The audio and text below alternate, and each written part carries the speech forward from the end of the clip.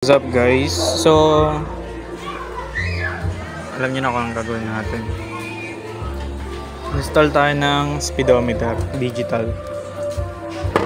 Bale ito guys yung wiring nya. Hindi siya plug and play. Ayan o. Tignan nyo na lang. Ito, isipin nyo itong sundan nyo na lang to. Kasi hindi ko na vinidyoan yung pag-rewiring. Isipin nyo na lang ito. Nasa baba to. Tapos ito yung nasa taas dapat. Black, orange, yellow. Tapos yung nasa ilalim naman is yung green dapat nasa taas ng yellow. Tapos yung blue, light blue sa gitna. Yellow white guys ha. Ito. Tapos ito ano, yung EFI.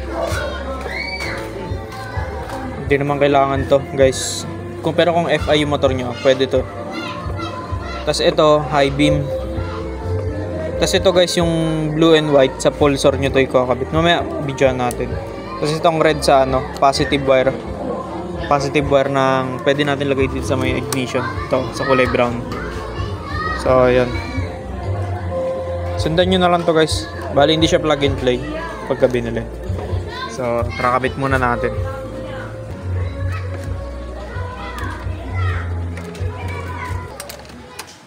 Ayan. So, magana yan.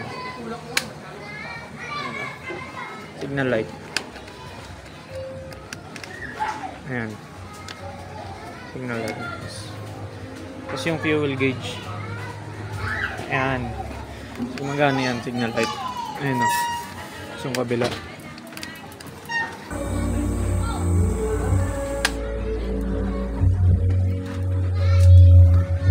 So, ito guys, ano to?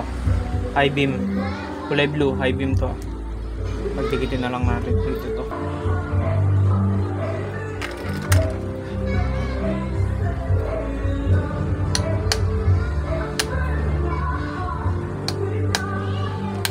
Ito yung pulsar.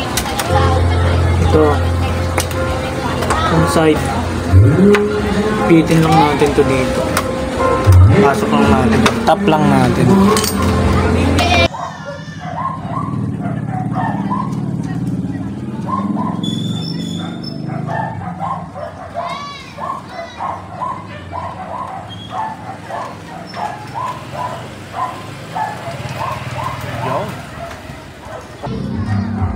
Diyan mo muna yan. Tapos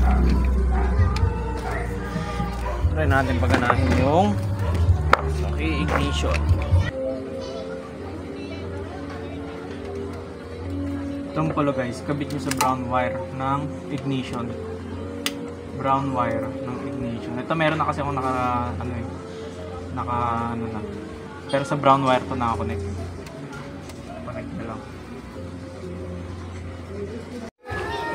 So yun guys, magana na siya.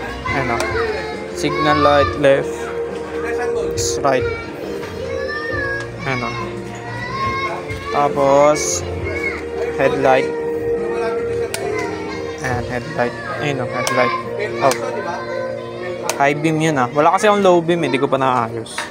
Tapos next yung RPM. Ito, wait lang. Ayan guys. Ayan yung RPM nya. Ayan yung RPM guys. So yun lang guys, hanggang dito lang yung vlog natin guys. Ako nang babalik ko na lang to, ayusin ko na lang tong spaghetti wire. Tsaka ito. GG's.